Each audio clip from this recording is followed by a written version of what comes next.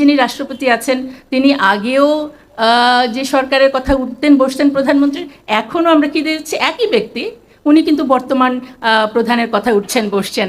তার মানে কি এটা কি একটা রোবট পোস্ট, পুতুল রাষ্ট্রপতি? আমরা এটা চাই না বলেই আমরা কিন্তু ক্ষমতার ব্যালেন্স চেয়েছিলাম, কিন্তু সেটিও কিন্তু আর হচ্ছে না। তাহলে আবারও আগের রাষ্ট্রপতির মতোই কেউ একজন থেকে যাবেন যিনি পুতুলের মতো। দেশটা কারো বাবার না, আর দিনে নাটক রাতে আটক, এবং নাটক কম করো প্রিয়। আমি ভেবেছিলাম নাটকের এখানেই সমাপ্তি।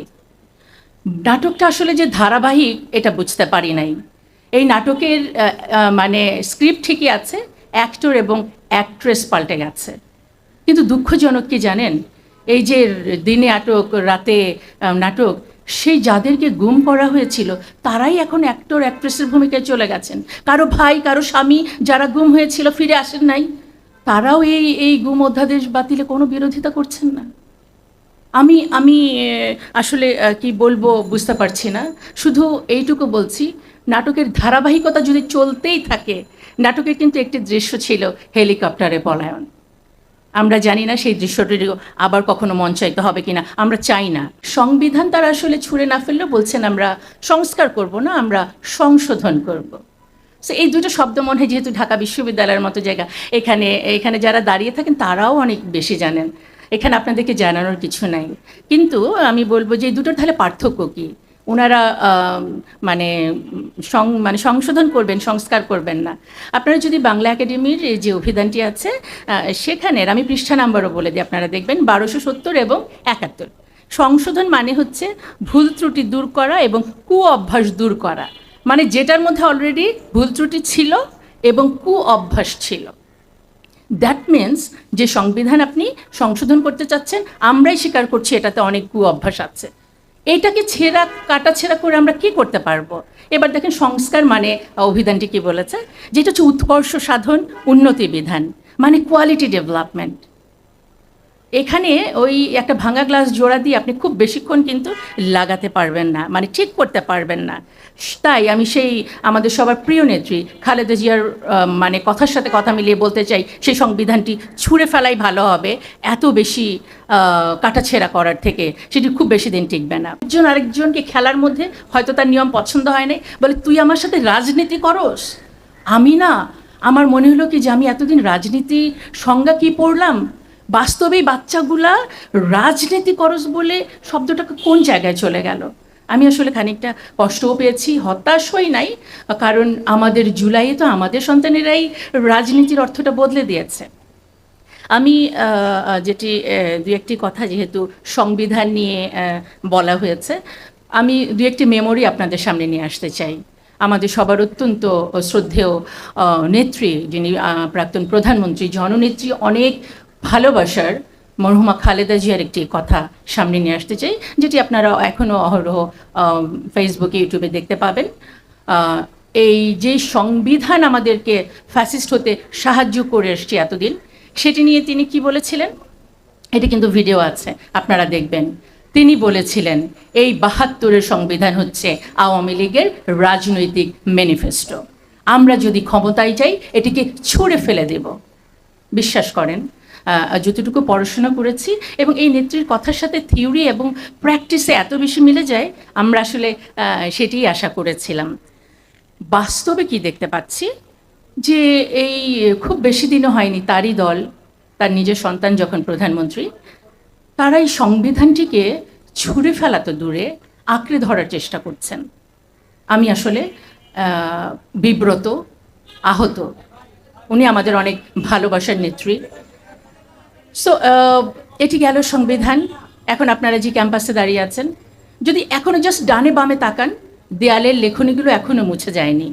হ্যাঁ, কী লেখা এখনও যদি দেখতে পাবেন যে দেশটা কারো বাবার না, আর দিনে নাটক রাতে আটক, এবং নাটক কম করো প্রিয়।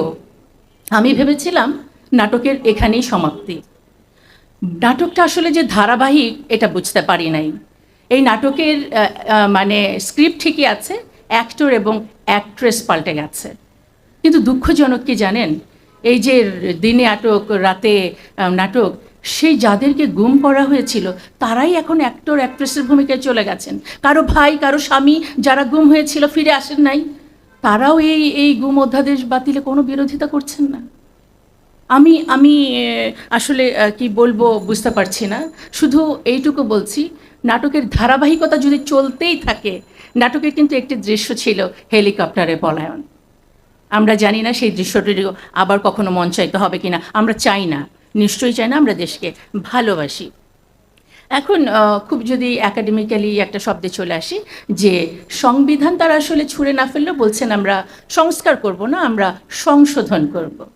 সো এই দুটো শব্দ মনে হয়, যেহেতু ঢাকা বিশ্ববিদ্যালয়ের মতো জায়গা, এখানে এখানে যারা দাঁড়িয়ে থাকেন তারাও অনেক বেশি জানেন, এখানে আপনাদেরকে জানানোর কিছু নাই।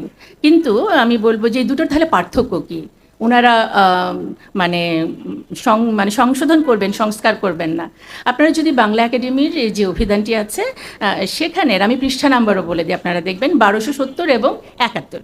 সংশোধন মানে হচ্ছে ভুল ত্রুটি দূর করা এবং কু অভ্যাস দূর করা, মানে যেটার মধ্যে অলরেডি ভুল ত্রুটি ছিল এবং কু অভ্যাস ছিল। দ্যাট মিনস যে সংবিধান আপনি সংশোধন করতে চাচ্ছেন, আমরাই স্বীকার করছি এটাতে অনেক কু অভ্যাস আছে। এইটাকে কাটাছেঁড়া করে আমরা কি করতে পারবো? এবার দেখেন সংস্কার মানে অভিধানটি কি বলেছে, যেটা হচ্ছে উৎকর্ষ সাধন, উন্নতি বিধান, মানে কোয়ালিটি ডেভেলপমেন্ট। এখানে ওই একটা ভাঙা গ্লাস জোড়া দিয়ে আপনি খুব বেশিক্ষণ কিন্তু লাগাতে পারবেন না, মানে ঠিক করতে পারবেন না। তাই আমি সেই আমাদের সবার প্রিয় নেত্রী খালেদা জিয়ার মানে কথার সাথে কথা মিলিয়ে বলতে চাই, সেই সংবিধানটি ছুঁড়ে ফেলাই ভালো হবে, এত বেশি কাটাছেঁড়া করার থেকে সেটি খুব বেশি দিন টিকবে না। এবার চলে আসি জুলাই সনদের যেই আমরা আমাদের সাথে যারা সাধারণ মানুষ, আমরা হার্ভার্ডের যেই কন্ডিশনগুলো দেখেছিলাম, আমরা সবাই মুগ্ধ ছিলাম। এবং আমাদের যিনি বর্তমান প্রধানমন্ত্রী, তিনি যেদিন হার্ভার্ডের পক্ষে প্রচারণা করলেন, আমাদের শক্তি আবারও দ্বিগুণ বেড়ে গেল। আমরা সম্মিলিত নারীর প্রয়াস থেকে এবং আমি ব্যক্তিগতভাবে হার্ভার্ডের পক্ষে অনেক প্রচারণা চালিয়েছি। এই বাস্তবে যখন এসে দেখলাম যে তাদের কথা এবং কাজের সাথে মিল নাই, আমি আবারও আশাহত হলাম। অ্যাটলিস্ট আগের ফ্যাসিস্ট তো কথা এবং কাজের মিল ছিল, ফান করে যদি বলি যে দেশটা আমার বাবার, আমিই তো তাদেরকে খাইয়ে পরিয়ে রাখি, ইচ্ছা করলেই তাদের মেরে ফেলতে পারি, and she did it. But আপনারা তো কথা দিলেন হার্ভার্ডের এটা প্রচারণা পক্ষে, আমরাও কথা বললাম, এখন এটা হচ্ছে না। এটা কি হিপোক্রেসি না? আমি এখন শেষ করব যেটি দিয়ে, যে এই কয়েকদিন ধরে আপনারা পার্লামেন্টে অনেকগুলো অধ্যাদেশ বাতিল হতে দেখেছেন এবং সরকারের যে পরবর্তী প্ল্যানগুলো দেখেছেন। সংবিধান বিশেষজ্ঞ এখানে আছেন, আপনারা সেটা শুনবেন। আমি শুধু একাডেমিক্যালি একটা দারিদ্র্যের দুষ্টচক্র তো আপনারা জানতেন, যে চক্রাকারে একটা জিনিস ঘুরতে থাকে, কেন একটা দেশ দরিদ্র থেকে দরিদ্র হয়। আজকে আমি আপনাদেরকে বলবো মানে একটা ফ্যাসিস্ট কীভাবে ফ্যাসিস্ট থেকে আরও ফ্যাসিস্ট হয়ে উঠতে পারে, এবং গণতন্ত্রকে নস্যাৎ করে ফ্যাসিস্ট হয়ে ওঠার একটা দুষ্ট চক্র আছে। আমি জাস্ট যে কয়টা প্ল্যান, আমি কিন্তু অত বড়তে যাব না, এই কয়েকদিনের মধ্যে যে কয়টি অধ্যাদেশ বাতিল করা হয়েছে এবং যেগুলো অ্যাডপ্ট করা হয়েছে সেটা নিয়ে একটু বলছি। প্রথম কথা হচ্ছে যে উচ্চকক্ষ না থাকার পক্ষেই, মানে হার্ভার্ড বাতিল হলে উচ্চকক্ষটা কী জিনিস, যেখানে ওই রাজনীতি করা রাজনীতিবিদ ছাড়াও কিছু পেশাজীবী এবং স্কলাররা থাকবেন। রাজনীতিবিদরা ভাবছে এখানে আবার স্কলার কী দরকার, রাজনীতি তো আমরা করব, বাদ দাও এটা, ওকে বাতিল। হ্যাঁ, শুধু রাজনীতিবিদরা থাকলো। এবার আসেন রাষ্ট্রপতির কথায়। হ্যাঁ, যে বর্তমান যিনি রাষ্ট্রপতি আছেন, তিনি আগেও যে সরকারের কথা উঠতেন বসতেন প্রধানমন্ত্রী, এখনও আমরা কি দেখছি একই ব্যক্তি, উনি কিন্তু বর্তমান প্রধানের কথা উঠছেন বসছেন। তার মানে কি, এটা কি একটা রোবট পোস্ট, পুতুল রাষ্ট্রপতি? আমরা এটা চাই না বলেই আমরা কিন্তু ক্ষমতার ব্যালেন্স চেয়েছিলাম, কিন্তু সেটিও কিন্তু আর হচ্ছে না।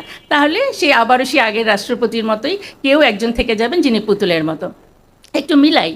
এবং সংবিধানে 70 অনুচ্ছেদ নিয়ে তো সারা জীবন কথা হলো, খুব আশায় আছি, এখনও আছি, যে দলের বিরুদ্ধে কথা বললে আপনার পথটি হারাবেন না, কিন্তু এটি এখনও কিন্তু বাস্তবায়ন হয় না। তাহলে খেয়াল করে দেখেন, রাজনীতিবিদরা পেশাজীবীদের স্কলারদের ঢুকতে দিলেন না, রাষ্ট্রপতিকে পুতুল করে রাখলেন, চক্রাকারে চিন্তা করেন, এবং সংবিধানের মাধ্যমে আমার দলও কিন্তু নিয়ন্ত্রণে, আমার এগেনস্টে কিছু বলতে পারবা না।